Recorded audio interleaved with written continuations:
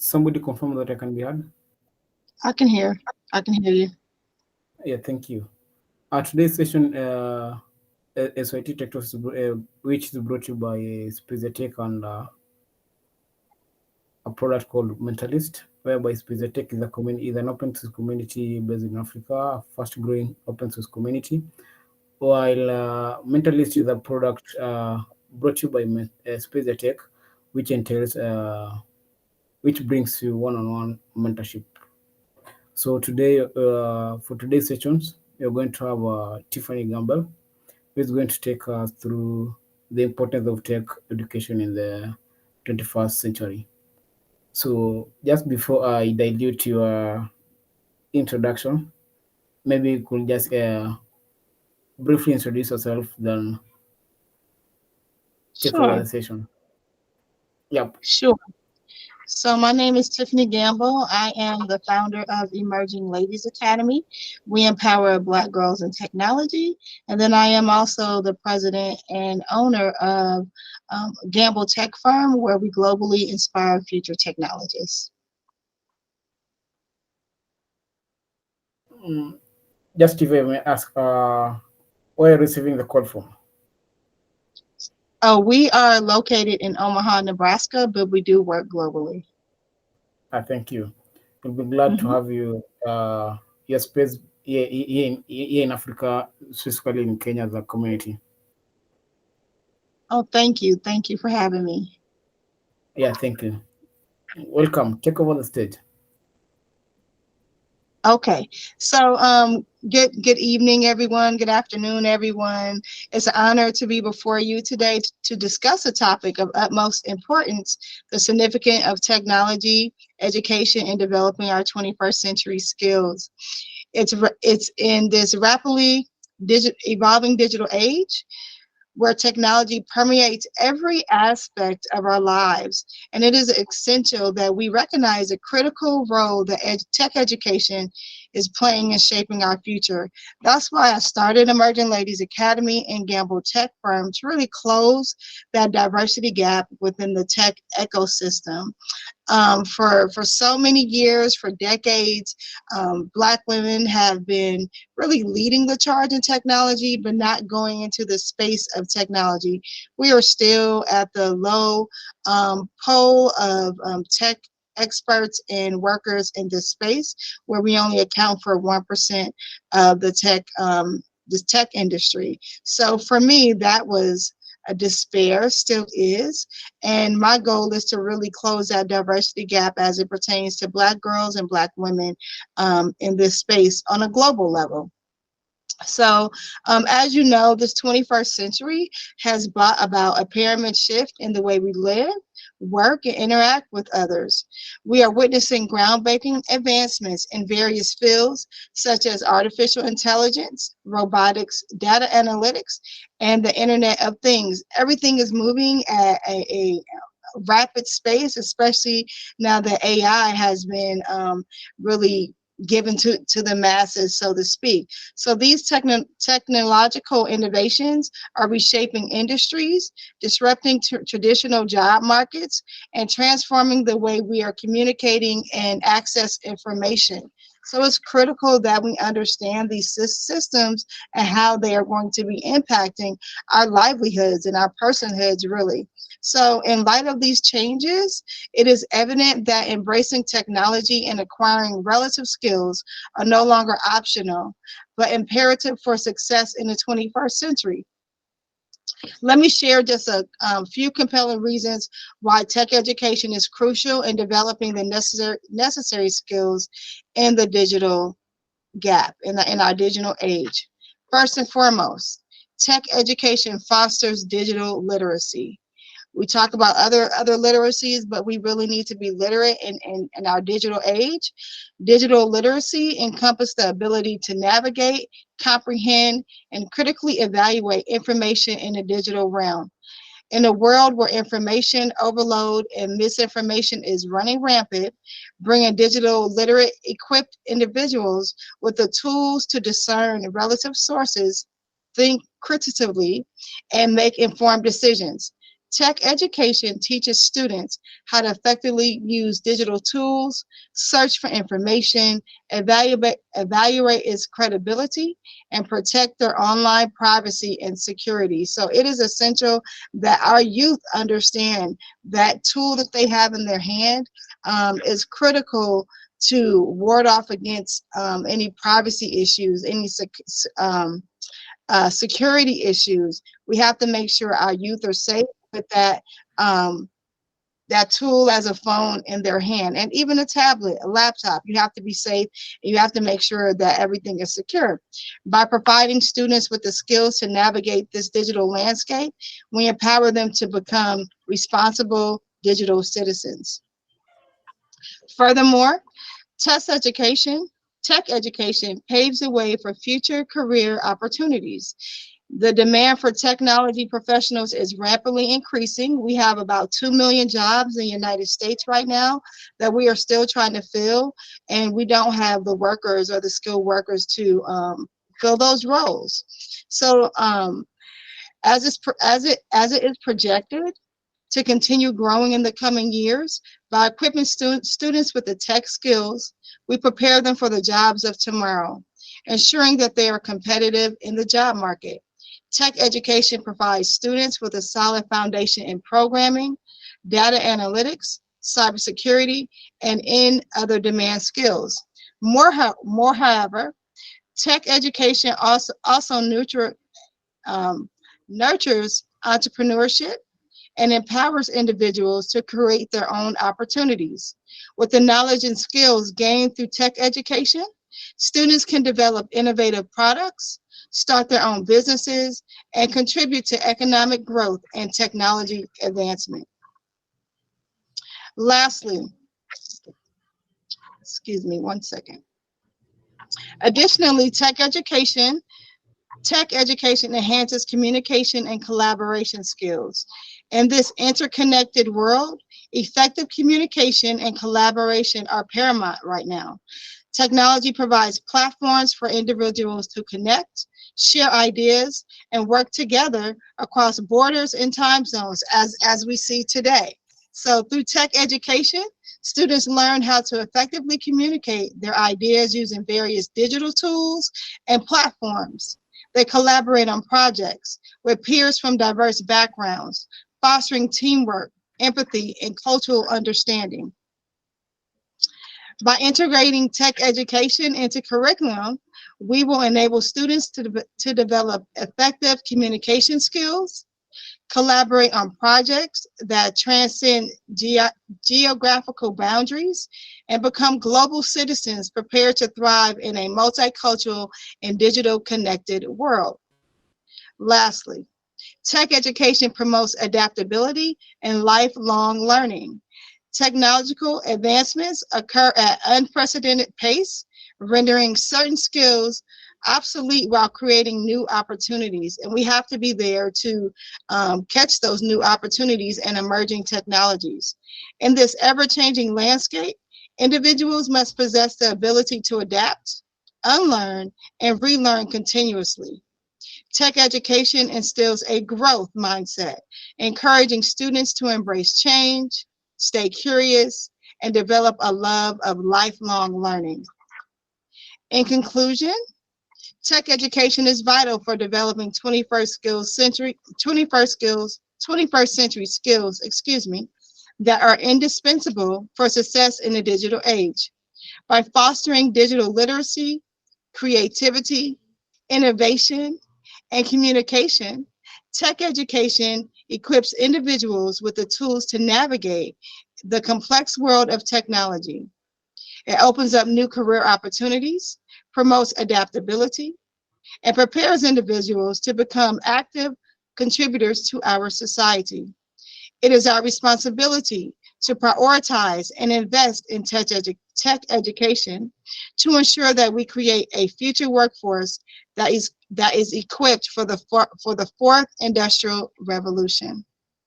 So those are my thoughts on creating a 21st century tech education platform, why it is important, why I started Emerging Ladies Academy and Gamble Tech Firm 6 years ago to really close that diversity gap within our tech ecosystem. We provide after-school programming. We provide the Tech Academy. We provide entry-level certifications, tech certifications to adults 16 and up. So the time is now for us to seize the opportunity in our tech space. There are platforms that are free, as you know, to really teach yourself some of these skills, or are very low cost. I am here to help in that journey. I have a portfolio of tools and skills and resources to really help push this needle forward. And thank you for having me. I really appreciate your time today.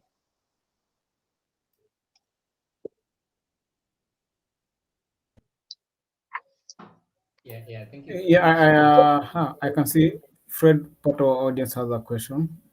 Thank you so much, Tiffany, for that presentation, though I've got it in the middle. But I just want to ask one question, and like I think early sometimes this year, or it could be towards the end of this year, the Kenyan government spoke about introducing coding education to schools. Yeah. And you find that this was a push that many African nations, I think, are pushing for. And I think tech education, it has been recognized that coding is kind of beneficial to kids. So I just want to pick your mind on how you think this can be implemented, given that currently coding, maybe some of the concepts in coding are only understood by older students, like from, I think, high school level to maybe college. So how can we teach kids effectively coding? Sure, sure. So there are plenty of platforms. It's a platform that I use called Code Combat, and it teaches elementary students all the way to high school students coding. So looking for those free or low cost platforms, online platforms would be essential. And then also partnering, make computer science a requirement in your educational system, and what computer science really means, not typing or word processing, or more of coding, right? Front end web development, what does that look like? So those are the beginning stages of introducing tech education into the schools by gaming. Gamification, Code Combat, that's what Code Combat platform is about, learning how to build a game through code. So I have had so many success stories with youth involved in that platform that I use, and also making the information relevant to what they're already learning today. So explaining code in a way that they can comprehend and make sense, and it makes sense. And then also, lastly, I'll say creating it as a project-based learning opportunity, not something that you lecture about, but you learn through play. You learn through building. You learn through actualization by taking something and you see it being performed. So that would be a tool to use as well. So those three suggestions, I think, would help in closing that diversity gap and that digital literacy gap among every nation in Africa. Finding those low cost or no cost programs, online programs. Start with having the youth have fun with it, and then take it from there. And that's what I have done. I've worked with elementary students, or primary students and secondary students as well, to really just introduce coding to them.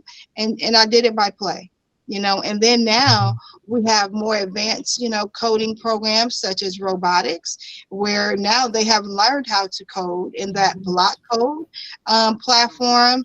And now they understand what that coding language Python means, because they have been coding in that language through gaming. So now when they have to build a robot, they know, they're familiar with that language. So that's how I have introduced coding to my youth. And these youth, they haven't had any opportunity as well. You know, they were unfamiliar with coding or programming or anything of that nature. So you have to take it slow. Yeah, understood. Yeah, thank you.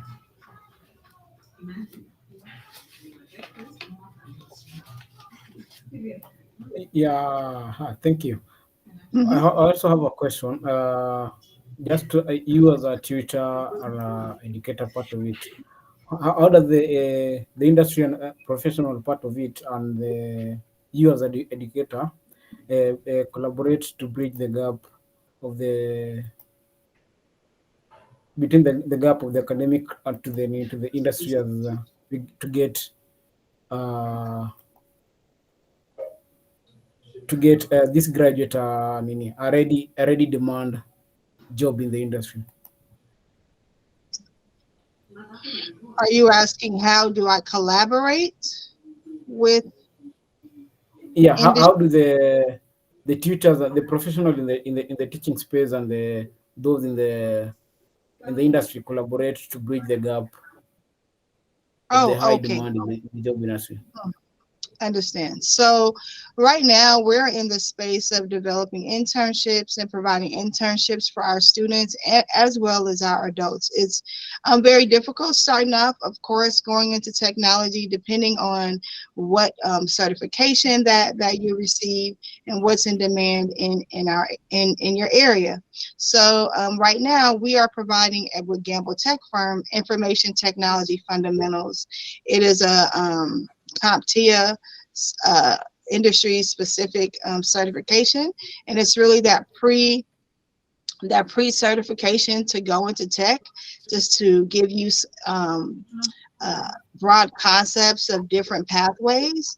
And with that certification, we are looking at those entry-level positions, those internships, as far as help desk support, to really get people in the door of these companies.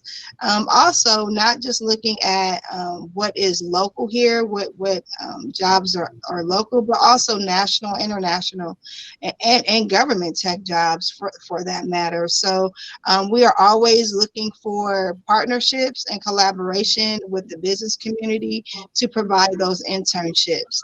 As far as Emerging Ladies Academy, where we serve young ladies aged 10 to 18, we provide or we look for internships as well for them, for the high school students. And this summer we have 2 of our high school students conducting an internship with our Nebraska 4-H program, and is connected through one of our universities, University of Lincoln. So we're very proud of that, and it is a STEM related camp called Build-A-Hut. So they were participants last year, and now they are interns this year. So we're very proud of that internship and how that's how you create those opportunities, and also with them being exposed to college students and college life, that also expands their knowledge and understanding and help them decide if they want to go to college or not, right? So these are their future college students as well. So it really meets 2 purposes, the internship, exposing them to higher education, and also encouraging them and really highlighting and showing them that the skills you have learned throughout the years, you can also teach, right? So you can be an engineer, and working alongside those professionals that are in those spaces has been paramount for our girls in Emerging Ladies Academy this summer. So internships, mentorships are vital in this space, because our youth are not exposed, to these career pathways. So mentorships and internships are critical. I hope I answered your question, Lawrence. Yeah. My other question is that what advice could you give a student or someone who is changing the career path of it into the tech ecosystem, with this overwhelming resources and the push up of what is good in the technology space. So what advice would I give to someone pivoting into the tech space? And what was the Yes, second part? with this overwhelming, maybe the resources and the everybody saying that this part of tech is better than this one. So Mm-hmm. yeah. Okay, I understand. So first, I would say if you're pivoting into tech, and I'll give a disclaimer for myself, I have been a social science expert for 20 plus years. And in 2017, I had this dream of Emerging Ladies Academy, and I didn't have a clue about technology. Literally, I seen what was to be built, and it blew me away. So I started researching. The first piece of advice I would give is to be open. You have to have an open mindset to learn concepts and ideologies that are not familiar to you, right? And then secondly, to know that you can do it, that you have the mental capacity, the educational capacity to learn hard concepts sometimes. You know, technology can be very analytical, so you have to get out of your comfort zone and think from a different lens. I'll say, coming from a social science background, I sort of had to put that to the side, that way of thinking, to pivot into technology. Everything is very analytical, very 1+1=2. There's no thought behind it sometimes. So saying that, it's very feasible to go into technology. We all have transferable skills that we can use in the tech space. I did not leave my social science expertise to the side. I brought it along with me and figured out how can these skills transcend into the tech industry. So now I've found a pathway, and that's project management, working with people and leading teams and Scrum Master and business analytics. This is what I have always done. So finding something that you love and looking at how tech marries to that. I tell my youth that all the time. I don't expect anyone to be a coder or a computer programmer, right? Or a network analyst or a data analyst or engineer. I don't expect that, but what do you like to do? And find a pathway that tech marries into it. As far as resources are concerned, once again, we have a phone. We have laptops, we have tablets. There's resources globally that are free. There's certifications that are free. One is Google. Google has a lot of free certifications. Microsoft has a lot of certification. Meta, formerly known as Facebook, they have a lot of certifications. So you find out what you like to do and follow that pathway and try to find some low cost or no cost resources to help you along the way. A lot of these certifications are recognized globally. I am in partnership with Microsoft with some of their certifications. I have certifications with Meta that are free for students. So it's about, what do you like to do, and start researching that pathway and finding those resources. They're there and they're available for you. I started with free certifications. I started just by, Googling what I was interested in, and found and started speaking with industry subject matter experts to help me along the way on what to take, what I was interested in. I started training as a full stack web developer and decided that wasn't my pathway, so I pivoted. So you can always try something. If it doesn't work, you can pivot to another area. But technology is so vast and wide. I mean, you can it's whatever you want to do, honestly. Whatever you like to do, you can do that. Yeah, thank you. Mm-hmm. Mhm. On my end, as I've had you being a tutor, and maybe I could pose this. What does the mentorship and networking does for play a role in the tech education and empowering that someone who is getting started into tech, and are you open into to mentor someone? So mentorship and networking is vital when you're entering into the tech space. With our numbers being so low globally in this space, it is vital that we see people that look like us.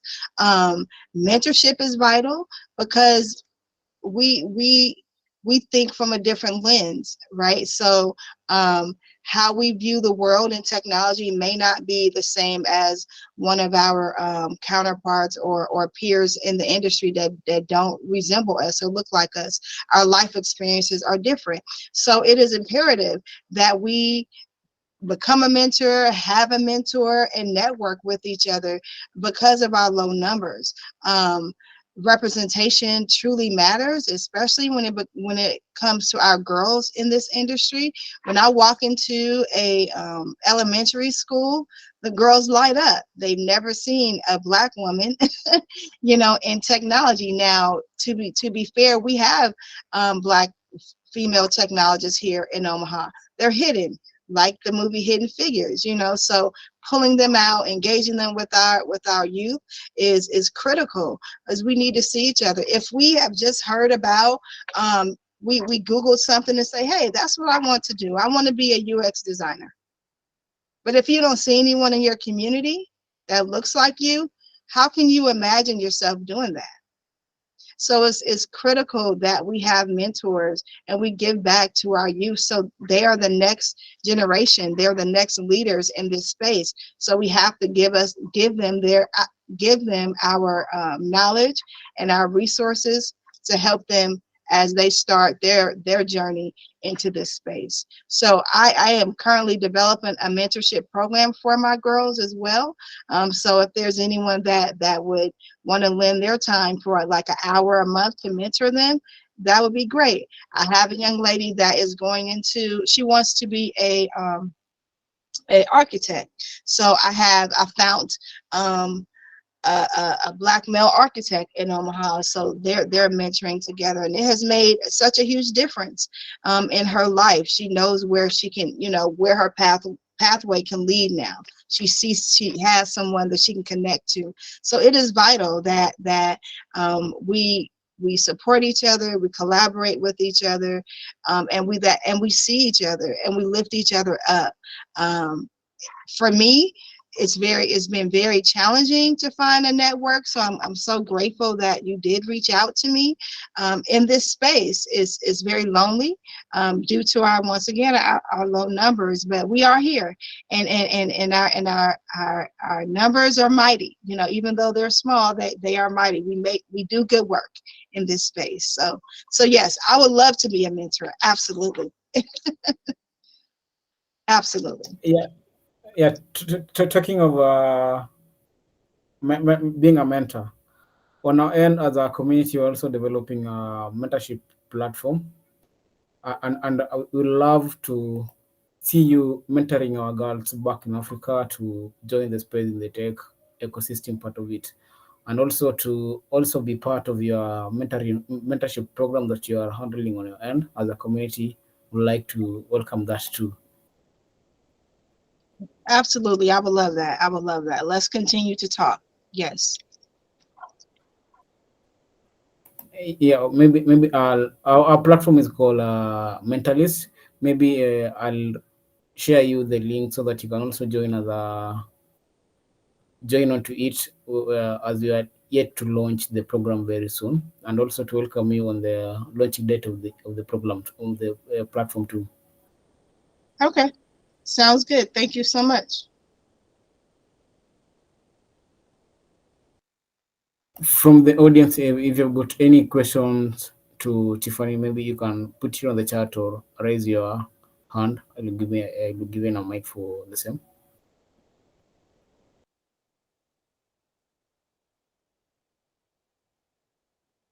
I would also like to add that we do have a Emerging Ladies Academy chapter in Ghana, West Africa. We started that chapter about 2 years ago in 2019, or no, 2021. So I'm very proud of that. And Gamble Tech Firm will be hosting. I'm just Gamble Tech Firm will be starting in Ghana as well. I am traveling there in August. So if you have any connections in Ghana, please let me know. They can follow me. They can email me as well. Lawrence, you can share my email. But yeah, we are taking this globally. I am interested in bringing this to Kenya as well. So it's all about bringing this into the school systems. I do work with our public school system here in Omaha and provide tech education to elementary and middle school. And we're also looking at providing some tech education to high school after school programs as well. Then we have a tech academy on Saturday where we teach from 3 tech tracks: computer science, engineering, and biomedical science. And that can range from anywhere from the girls learning how to develop a web page to website development, digital art, robotics, looking at food as medicine. We have a community garden where we plant intentional food and provide some tech tools in the garden. So we're going to be going into music and technology. I have a few girls that are interested in music. So we are open to different programming under those 3 realms. Whatever the girls are interested in, I will try to find for them in the Tech Academy. But we do the same things in Ghana as well. So I'm intentional about what programs that we provide so we can promote this and provide this opportunity, not just locally, but also globally as well. So I'm excited about the mission that we're on.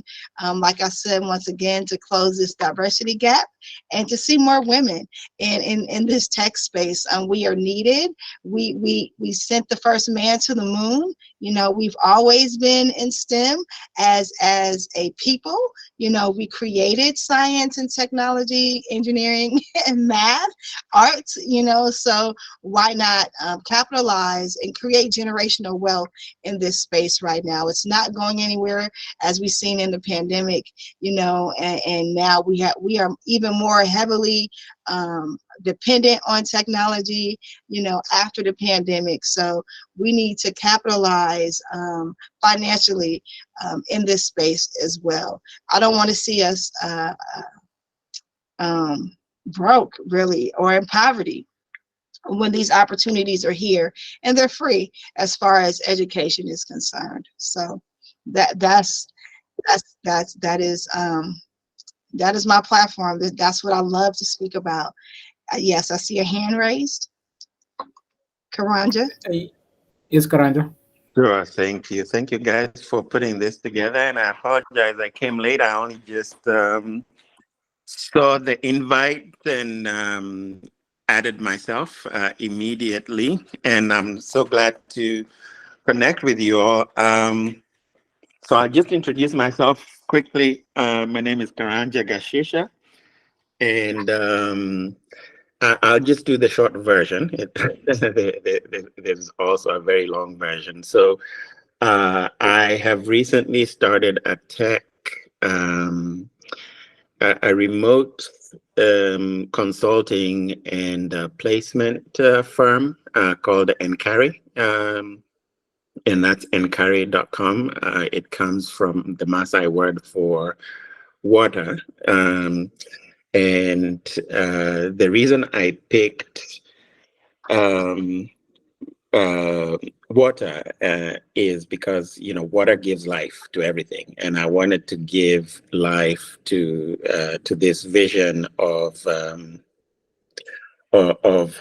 being able to nurture talent, African talent specifically, and we recruit in Africa for remote tech opportunities to work for companies in the United States. We are still very new, so I'm still doing a very soft launch. I'm not, I'm not going very public with the platform yet because it's still in beta. It's still under construction.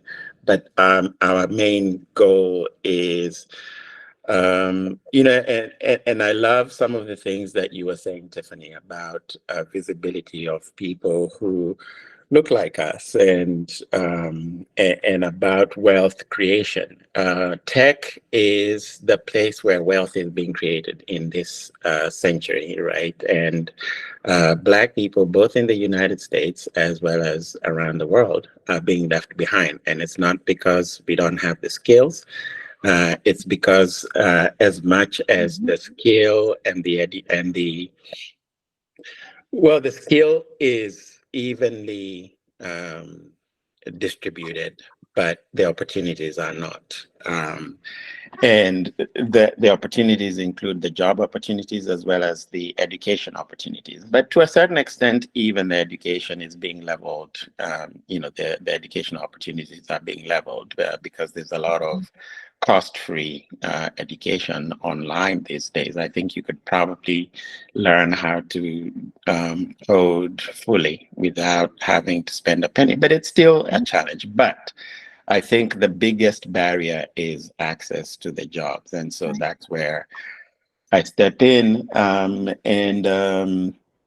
And so I really want to connect with this community, and I'm taking strides in connecting this with the tech community, particularly with the African tech community worldwide. I come from a background of humanities myself. My undergraduate degree was in sociology and French and Spanish. So I'm a sociologist by training, and very much a sociologist in my outlook, generally in the world. But I did end up working in tech. I ended up as a business analyst. So I heard you talking about that. I started working in finance. I live in New York, and so if you know about anything about New York, it's the finance capital. And so for most people who live in New York, some of the easiest jobs to get into are in finance. So you find yourself in finance, even if your degree was in literature. And it was something I never wanted to do. I always just wanted to be a sociologist, a social analyst. But I did end up in tech, and I enjoyed it. I loved it. I ended up learning about data analysis and becoming a data analyst and a business analyst, and and continued and had quite a long career in that. But even there, I saw the dearth of there was always very few of us. There was always very few Black people, very few Black women. One of the things that I observed, and I've written about this, so I'm also a journalist, and I quit working on Wall Street about 7 years ago, and have been a journalist since then. And one of the things I've written about is, how powerful the power of racism in America is, such that the powers that be would prefer to lose money, because racism is costly. They lose money. Companies lose money. Companies would rather spend money and jump through immigration hoops to try and bring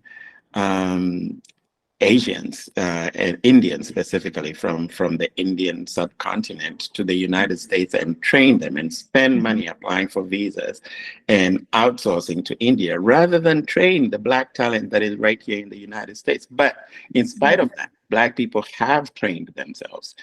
Black people have the skills. So I think the thing that we have to change is just ensuring that that talent is being connected to the opportunities, and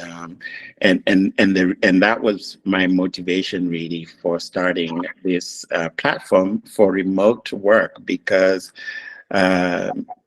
American companies are in dire need of workers right now, and Africans and Black people everywhere are in dire need of the opportunities. And the last piece of it was you cannot create wealth when you're working and living on slave wages, right? Which is what has traditionally happened. American companies outsource in order to be able to pay slave wages. It shouldn't be called slave wages in order to continue slavery, right? And so that's the other thing that this platform seeks to change, is to ensure that people who are working in tech, even when they're in Africa, the cost of living is actually no different. They claim that the cost of living in Africa is lower, but the only reason that is because they factor in that people can live in slums. Well, that's no way for anyone to live.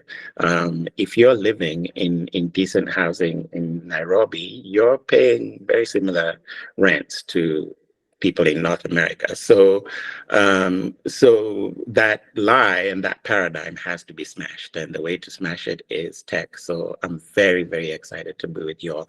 I lied and said I was going to give the short version. Apparently there's no such thing in my book, but I'm very happy to connect with you all and also connect with us. And by the way, Nkare isn't spelled exactly the way the Maasai word is spelled. I spell it more the way it's pronounced, Nkare, which is double A, Enkaare. And the platform is live, so check it out. It's still in beta, so don't be too rough on us, but check it out.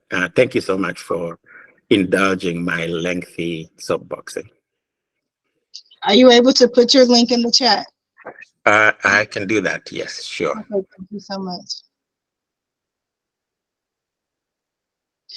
Yeah, you're correct, spot on with everything. I'm so grateful. As we teach and provide these certifications, where are they going to work? And that is the question, So I have this certification in Ghana. Are there jobs?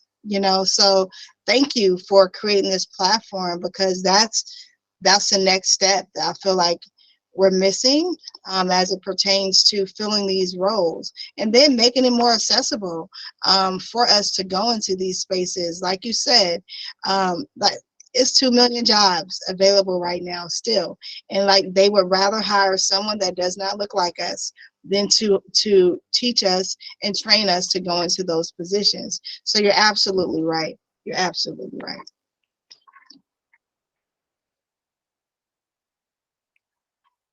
Yeah, thank you, Karanja, for the.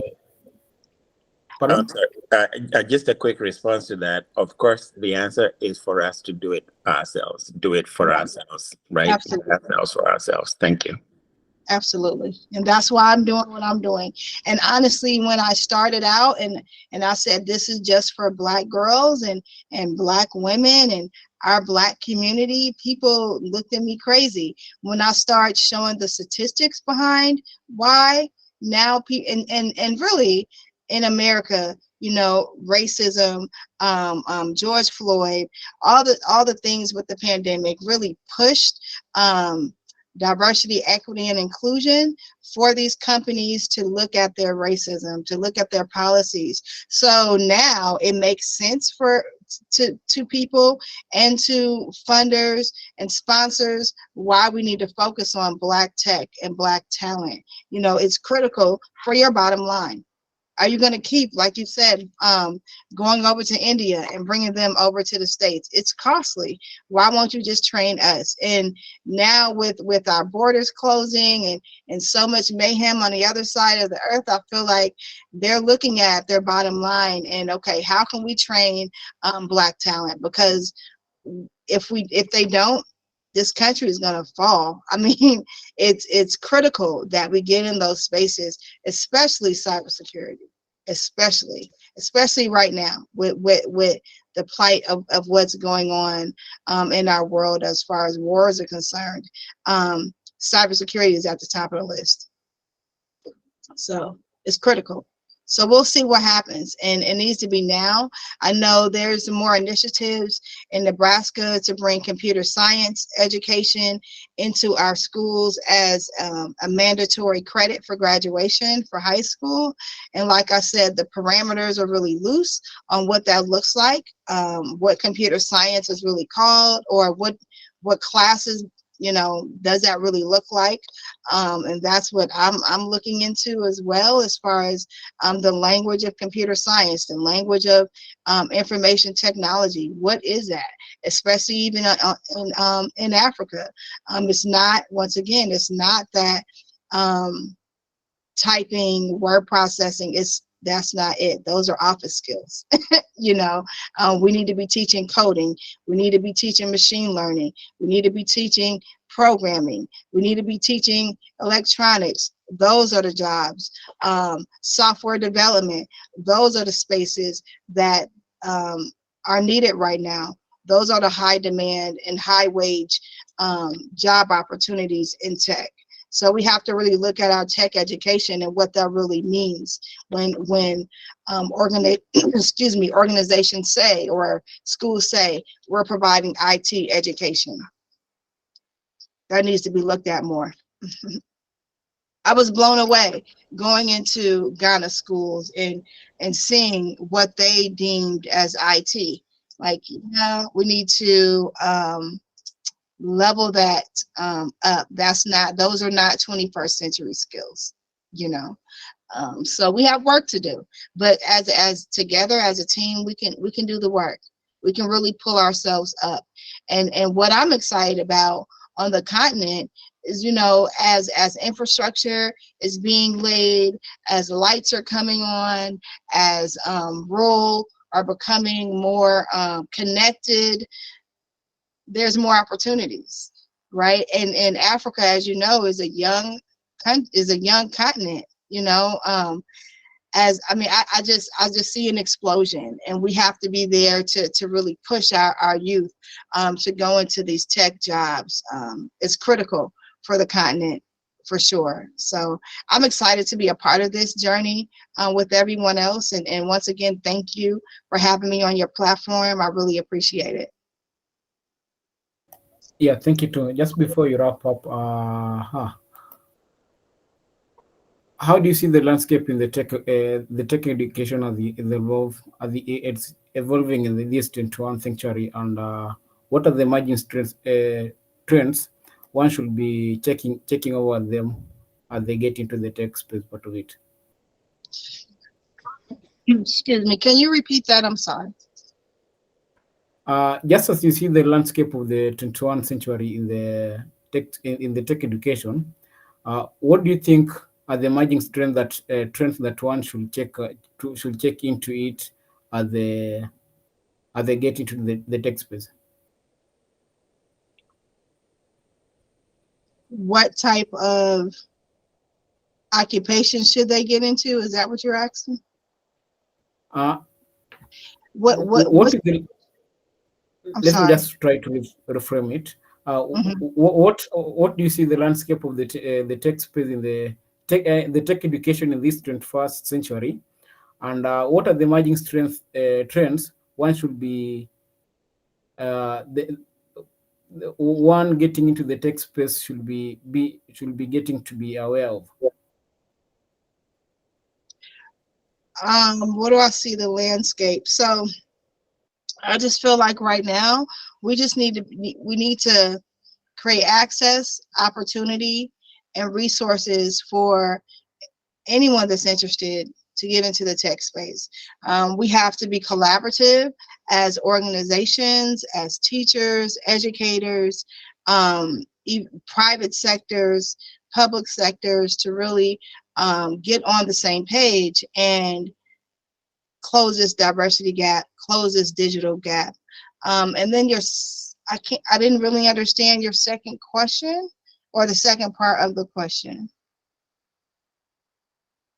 What are the emerging trends that one should be emerging over? trends.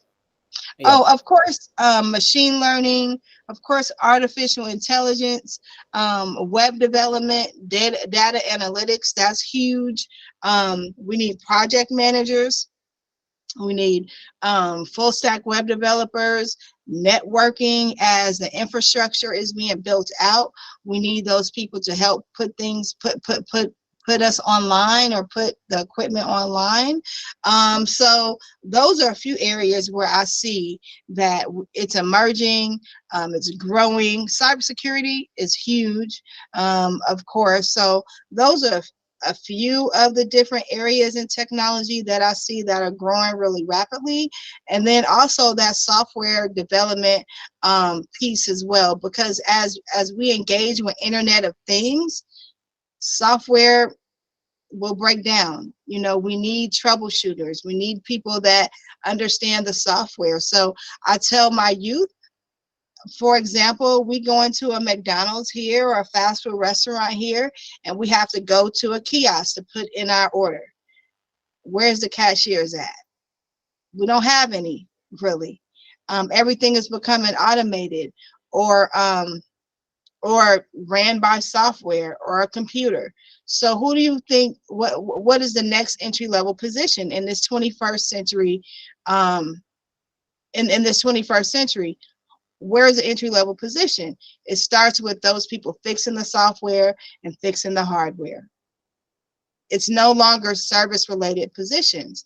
So you have to start thinking about that and where do you fit in at. So those, once again, those software developers, cybersecurity, data analytics, engineering, machine learning, AI, social media, even content creation. I mean, that's where our marketing is at right now. So those areas are critical, especially on the continent. You know, we all want to get our word out. We all want to spread our brand. Marketing is huge. How do you engage in those social platforms? You know, that's content creation. That's marketing, you know, digital marketing. So those are some of the areas that I see that are in need right now.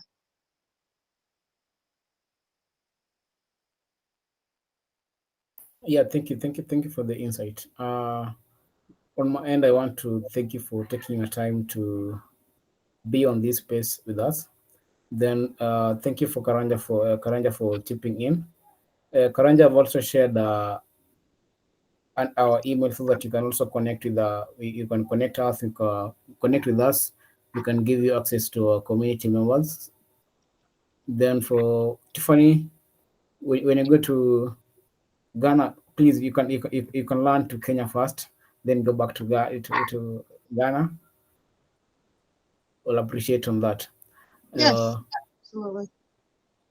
We shall appreciate when you connect together. And Thank by you. the way, I do travel to Nairobi quite often, and one of the options for flying to Nairobi is via Ghana, and it doesn't actually cost you any extra. So hint, hint, Tiffany, do Okay. Yes. pick, No problem. pick up that invite that Lawrence is extending to you. And thank you very much also, Lawrence, for organizing this. I appreciate the opportunity. I'll just say one thing, which is, you know, I also have businesses in Kenya, and one of them is a shop, and I had been advertising for for a sales associate and with some digital marketing skills, and the CVs being sent to me, it's so disheartening to see so many people with computer science degrees applying for sales associate jobs, people who can program. And all of them, without exception, the ones who had acquired any experience, the experience was in networking. None of them had the opportunity to intern or do work using their degrees to code.